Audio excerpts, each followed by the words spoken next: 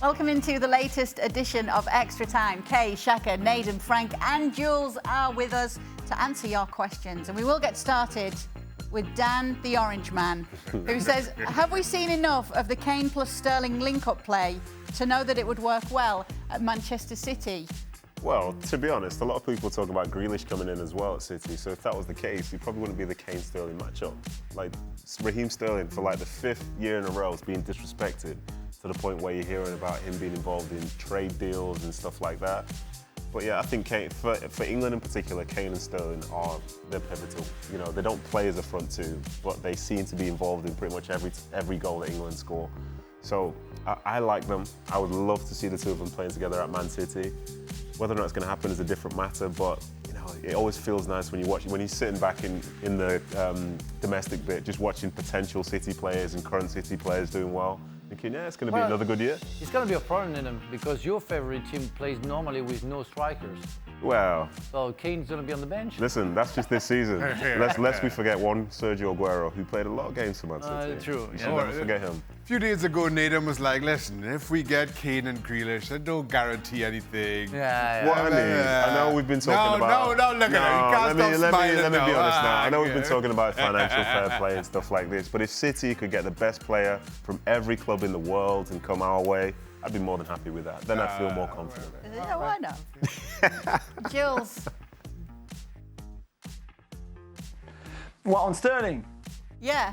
I heard that you wanted to come in here. I wondered what you thought about Yeah, this. no, it was just- Have we seen enough of the link-up play between the two? Yeah, I mean, it might be controversial, but that first goal from Harry Kane against Ukraine, I'm not sure Kane is expecting the ball. He's certainly not making the run. His body shape is not expecting that ball at all. He reacts really well and scores a great goal, and the ball from Sterling is great, but Kane is not showing where he wants the ball. His body shape is not towards where he should be if he was expecting that ball.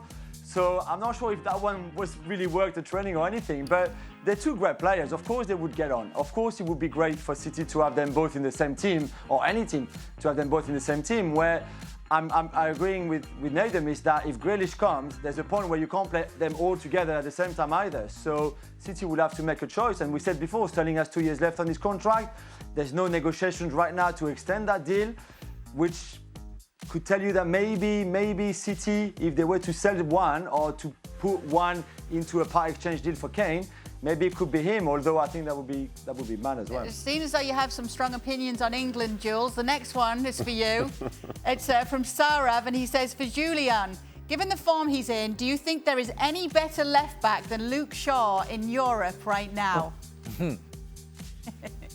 Well, I think we can make a very strong case for Spinazzola, to be fair, before the injury, certainly. And I think Joachim Mæhle with Denmark and Atalanta has showed that on his wrong foot, by the way, he could be a pretty good left wing back or left back too, and even cross the ball with the outside of his right foot like Quaresma used to do. So, but Shaw has been fantastic against Ukraine, of course, and he had a great season with United.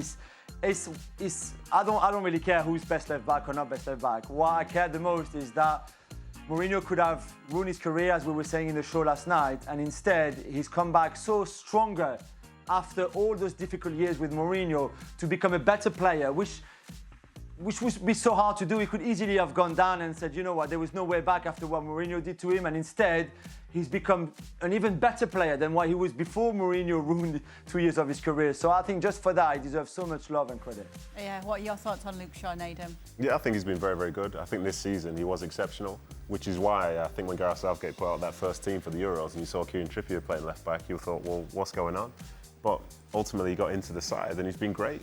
England, you know, through a bit of luck and good play, they haven't conceded a goal. So as a defender, that's a big check mark. And he's flying forward and he's getting assists. And to be fair, the way England play, the emphasis is to attack down the left side. So he's taken on that mantle and he's making a difference. And he was extremely confident throughout the season for Man United. So to see him doing what he's doing now, it's no surprise. And in some ways, you know, it's very much needed because they are very left-side dominant, England. Shaka, one for you here. For Shaka, and it's from Shaka, who says, who should be Manchester United's #1 next season, De Gea or Henderson? I've been saying Henderson for a little while, in all honesty. My point to start last season was I thought De Gea at this time last year was still a better keeper than Henderson, but he was trending downwards, whereas I think Henderson was trending up and would only get better with experience. And then the change came back end of last season. And if I'm Ole Gunnar Solskjaer, I'm sticking with that. I'm sticking with Henderson. The challenge for it, and we've discussed this a lot on the show, given the finances around so many clubs in world football, how do you afford to keep De Gea on, what was it, 300 grand a week or whatever it is, and sit him on the bench? That becomes a question that the board and those upstairs start asking, and I'm not sure how anybody answers. I think, to be honest, something that adds to that is the fact that Tom Heaton's just signed for United. So this is a guy who came through the academy, was there at the start, somebody who's played for Aston Villa, played a ton of games in the Premier League, and he's gone back there. And he's somebody who, I don't know if he'll necessarily be number one, but I predict he's probably going to be a number two. So as you've said there, it does seem like at least one of those goalkeepers will be going, because I don't think Tom would be going just to be a number three.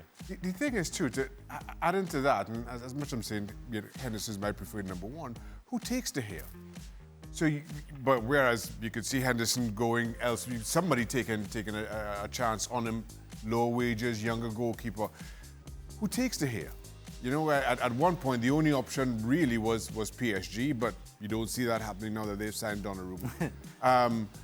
This PSG is going to become the desperate cause for everybody, you know. You can go to PSG in case you don't know. Exactly. You know, so now you have, you know, to that point, you have De Gea. Nobody's willing to pay that kind of wage. Do you sit him on the bench?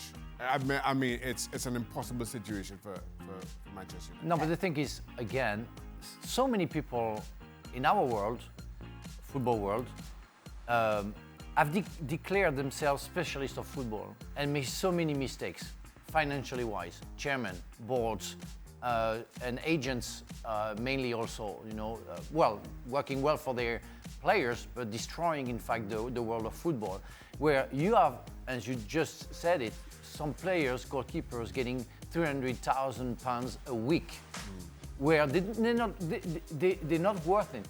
And that's, for me, the biggest problem of football right now. So you are stuck in so many difficulties because you cannot sort any problem out. Goalkeepers, Paris Saint-Germain, you have Navas, and we are told that Donnarumma might come to Paris Saint-Germain. Why do you want to bring Donnarumma if you have Navas? Mm-hmm. You know, why Milan doesn't keep him? Donnarumma maybe doesn't want to stay, but there is no possibility right now. So why you try to mess up everything where, you know, you have a good position in Milan, do another year, and we see. And if he moves to Paris, you're going to give crazy money, crazy transfer fee plus crazy wage for somebody who's going to be on the bench. People have to go back to reality, and the reality of the world is we are going through big financial problems right now. So just think twice before making crazy mistakes. Well, it's an interesting situation, obviously, with what you're saying with Donnarumma and Keylor Navas. And Jules, with the De Gea situation too, not first choice for his country anymore either. So you do wonder where he would go. Maybe back to Spain? Where? Maybe back to Spain. I think this one, because he's on so much money, it can only be a loan. No one will, pay a transfer fee, and then there's no reason why De Gea would move to another club and put his wages down when he still has 2 or 3 years left at United on that money. So you have to look into a loan, and United pay 50%, maybe even more, of those 350k a week, because there's no one else, not just in Spain, but anywhere else, who are ready to now pay 15 or 20 million for De Gea after the season that he just had. Although I remember an amazing save that he made at Stamford Bridge against Chelsea to get a 0-0 draw for United. Had they lost that game, maybe the rest of the season would have been different. But anyway, he still has talent, but no one will pay that. So it's a loan. Roma, I think Paul Lopez is going to go to Marseille, so they will be looking for a goalkeeper with Mourinho there, who's worked with him, of course, at United before. So maybe this one could work, but Roma will say, hang on a minute, what, 350? No, we can pay 150 max, so then United will still have to pay 200 a week for a player that doesn't even play for them. But if you give a big contract like this for so many years, that's what you have to be prepared to doing. All right, speaking of strange contracts, I'm going to stick with you, Jules. What's next for Miralem Pjanic after leaving Barca? Premier League or back to Italy? Oh, well done. But like again, who? Like why? I mean, I love Pjanic, and Frank is the same. He came from our league, and he was really young at Metz, and he did amazingly well. He speaks French. His children were born in France. All of that, he's great. But he made that move, I think, knowing in a way that he was not going to play much. It was one of those strange moves where it's basically a move for the accountants in your club, but pretty much, let's call it that way it is, between Juventus and Barcelona. And that one between Arthur and Pjanic made no sense for either of them and either of those clubs. It was just a way of making sure that you balance your books, basically. And those should not exist in football in the first place. And two, if you're Pjanic now, what do? Who would want to buy you now when you have hardly played all year long? At his age as well, he's over 30 now. I'm not sure how much fit he is, what he can bring to what kind of team. He's on huge wages too. It's so complicated. I'm not sure what the future holds for Pjanic, but if I was him, I would be quite worried. I don't know. I will be some people, I don't know who. I want to see and I want to understand how the agent agreed to put Pjanic in Barcelona knowing that this player would never play. In Barcelona, who decided to buy that player that they were knowing that he will never play? I want to know that. I want those people to talk to us about football and to explain what were their thoughts about that, ruining the end of a career of a player. I wonder why Lionel Messi was so angry and frustrated in the last few seasons. You see, and again, I don't know. I would be a player nowadays with a big wage. Really, I've been talking about that during the show. Where what is the main thing that you want in a football career? Is it to fill up your bank account or is it to play football? Well, I had the chance to play in a time where football was more important than money.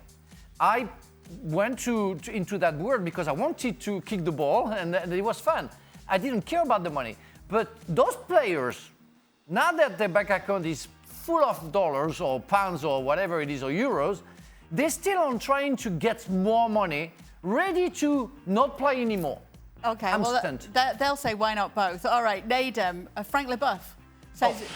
Sorry. Oh, this one? Oh, this one. Which one?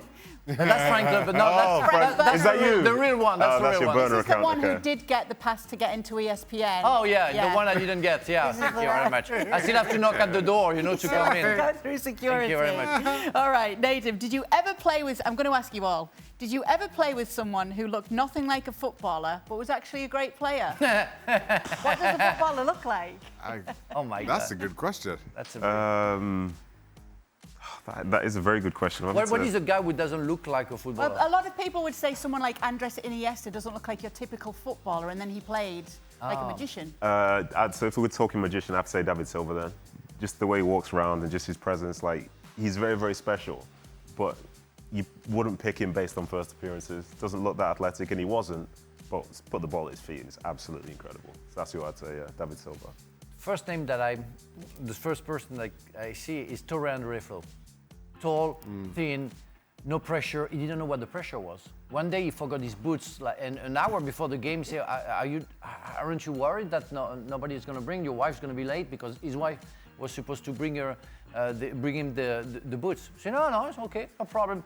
And the guy was so technical, so good. And we thought he was slow, but he was fast, and he was a real nightmare. But when you looked at him, you say, well, that guy cannot be a very good football player. And he had everything. Shaka, For me, I'm going to go Ayal Berkovic. Yeah, well, Ayal Berkovic at West Ham.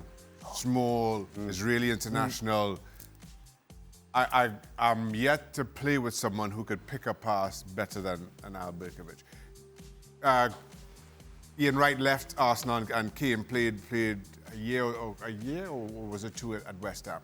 And the link-up play between those two was incredible. I mean, Ian, even at his later years, his movement, and then Ayal could pick a pass like nobody else. It was great watching those two work together. Jules, is there anyone who stands out to you where when you look at them you think, you maybe don't look like your typical professional footballer? For me, it's N'Golo Kante. I mean, every time I see him, and he's always so nice to me and so smiling.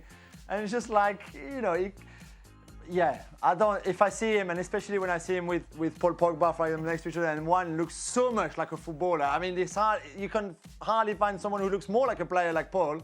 And then next to him, you've got Angie, who could be doing any jobs apart from being a footballer. I think it's fantastic. Yeah, it's a really good question, that one, actually, because you do hear people talk about it. All right, here's another one for you all. Anda says, I saw a lovely moment after the Minnesota United FC San Jose Earthquakes match where a player proposed to his girlfriend. Have you ever seen a teammate or opponent propose on the pitch? Do you regret not doing that for your own proposal, Shaka? I do not regret it, no. It takes a certain amount of courage that I will never have to go down on one knee and propose in front of people like that. I have never seen another player do it. A friend of mine proposed to his, still wife, during Trinidad's Carnival, on stage during Trinidad's Carnival. That was, I wasn't there, but I have a lot of friends who were, and that took some doing. But So what's a Shaka proposal? what's my proposal? What's your proposal? Well, I've only proposed once. Happy to report. Okay. Took my then girlfriend to dinner. Quietly went for a walk somewhere where nobody could see us, and I proposed there and then, Classic. away from everybody else. So if she said no, I could just You weren't worried run. about that, Shaka. To be fair, in all seriousness, I shouldn't have been, 'cause we were already living together and everything. But I was like, nah, if she says no, I don't want anybody witnessing this. I do not want anybody seeing it. So I was. A rejection? Yeah. Went back to Trinidad, proposed in Trinidad, that's it. All right. Where nobody could see me. We've got to move on. That was very different, obviously, Shaka's proposal to the proposal we just saw. Yeah, it was. Stated. How many hot dogs can you eat in one sitting? Asked Mike Rodriguez. Frank, I don't eat hot dogs. have you ever eaten a hot dog? Must be like 15 years ago, the last one I had, you know. No, it's not healthy. It's yeah, I saw goodness me. this afternoon, I think it was on TV. Was it 74 you got? 74. Hot dog eating contest. 74. Oh Yeah. my God. But what does that feel like? What do I you don't feel know. like after Do we that? consider that as a sport? or- 76. Oh, it's a man. sport. It's a sport? Oh, it's a sport. He's a legend of the game as well, to be fair. Isn't He's he? a legend. I've seen him for a few years. and considering how niche the whole thing Can he is. sign for a big club next season? He is the big club. He's the whole game. The whole game. How many could you eat in 10 minutes? I think I could probably, if we do beef once, I could probably get in, I fancy 10 to 15. Shaka? 15. Yeah. When last year we had hot way. dog? 15 years ago? 15 years ago. I think I last had hot dogs on Tuesday. Yeah? Yeah. I I got through 3. yeah. I got to 3. I saw commercials saying we can't spell sausage without USA.